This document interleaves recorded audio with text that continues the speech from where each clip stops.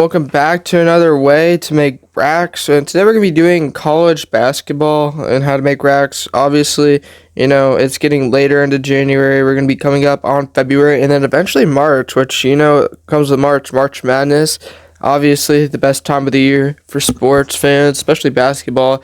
But we're going to be talking about the best ways to go ahead and make racks with that coming up. And so, something you guys need to be doing is, so if you let's say you have racks, you probably don't have as many racks as me on hand. I keep about 1,000 plus on hand at all times. I don't try to go under for a few reasons. First off, I'm just trying to save up for MLB season. Once MLB season comes out, that's probably some of the best time to buy cards because they play 162 plus games, and that's not including All-Star game. If they make the All-Star game, and if they go off, they get stuff. And I don't know if they do for Home Run Derby. I'm not sure. And then I know they also get it for postseason, so it can be really good, especially postseason, because, some guys just make you 100 plus or not stubs. I keep thinking of MLB show, but some make 100 plus racks in the postseason if they're a pitcher or whatever. So you can make a lot of racks in the postseason, but then also, it's just 162 games and they're going to be playing every day, so you're going to be getting racks that way. But that's kind of why I keep my racks there. Also, if you guys want to, you guys can use my referral code if you are brand new to the app. Let's say you made an account already, but you have absolutely no racks. As you can see, some of these guys have been using my referral code down here. Yeah, we had all these guys using my code, and so shout out to them for using my code, but there's my code if you want to use that. Copious highlights, all one word, and you'll get 200 racks. So let's say you already started account, but you have absolutely no racks. You could just go down here and then add account, and then you will basically be able to put in a referral code, and they'll give you 200 free racks. It'll actually give you 220 or 200, I can't remember. And you just have to watch one view on one live game. But we're gonna be going over college basketball, the best way to be making racks. Now, here's what I would do if I were you. So you see teams top 25 teams are kind of what you want to be looking at. All these teams have a really good shot right now to keep it up, and almost all of them on the top 25 at this point. Don't look at the notifications. That's from my TikTok. Keep in mind all these teams that are ranked will probably at least the top 15, 16, 17, 18 will probably be making March Madness no matter what. And they when they do their conference tournament towards the end of February or early March, can't remember exactly when that starts, they will be making more racks because they get a boost then too. And so a good way to go ahead and start buying some guys if you want to for college basketball, especially if March Madness coming up. And this is a good way, you'll probably make all your stubs back, or not stubs, racks back, is to buy a guy on a ranked team that you can't buy cards from certain teams because they aren't I don't think you can buy cards from Dayton because they aren't in the conference that they supply, because also if you ever have a Franz Wagner that I could trade for, I'm really close to getting him to Mystic. But if you go to college basketball and you look at packs, you can only do ACC, Big East, Big 10, Big 12, Pac-12, and SEC, which is only 6 divisions or conferences. So it's kind of sad that they don't add more. But a team like Kentucky, which you can see right there, Oklahoma, even Texas has been good. They just kind of fell off a cliff recently. Wisconsin, who's been heating up a lot.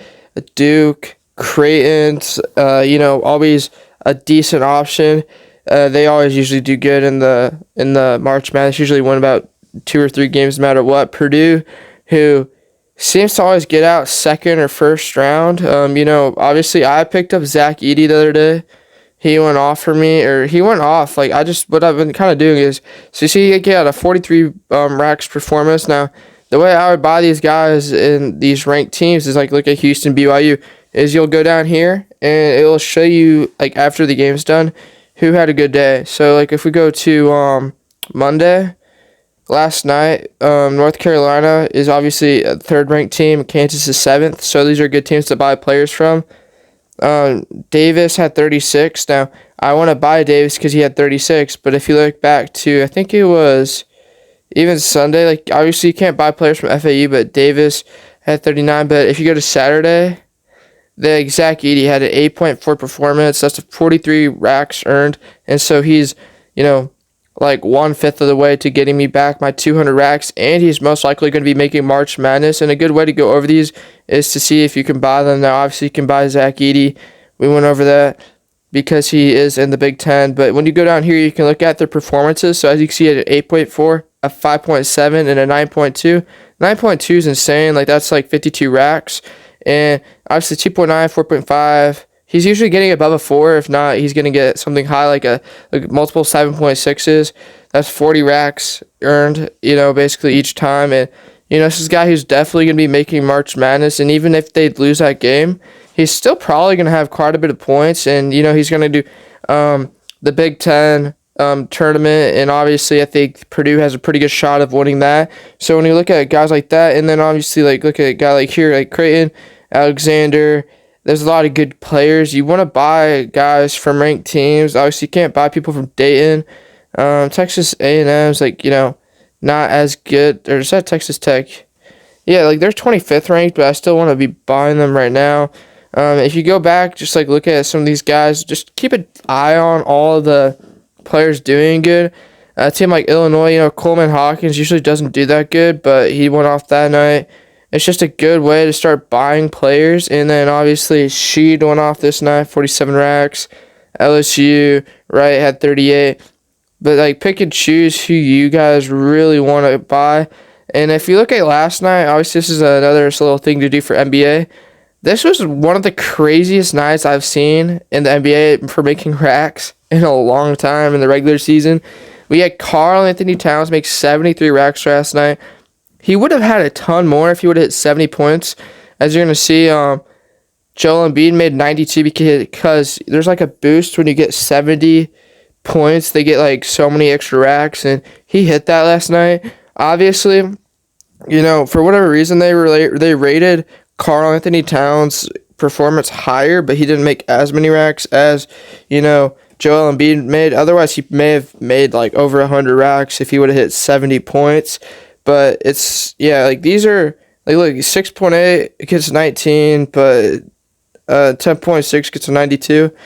Keep an eye on stuff like this because when you look at a guy like Cat, I bought him last night. I didn't have him beforehand. 73 racks, and I just bought him because I'm like, damn, this guy's going to be making the playoffs. He's going to make me all my racks back pretty easily. It's a great time to be buying this, and this is the best way probably to be buying cards going forward for a lot of people is when players have big games. I think Devin Booker had an insane game not too long ago. If I go back a little bit, Dame had a good night. So he had an 8.6 night where he made 40.